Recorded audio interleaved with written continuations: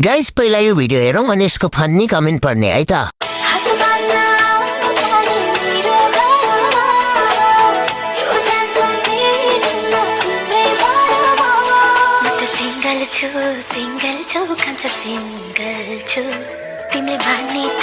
रुको जरा सबर करो।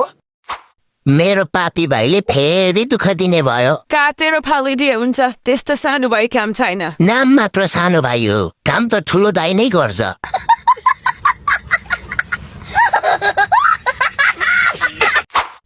कलेक्सन गर्ने हो भने 300-400 छोराछोरी भइसक्यो मेरो। कति दुःख दिनु पापी भाइ राजालाई छ्या। समझ रहे हो? समझ रहे हो?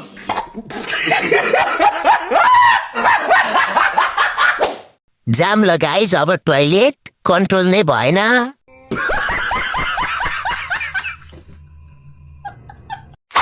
आज एकचोटि जान्छ। बहिनीको एक्टिङ त कसैले हेरेनन् होला।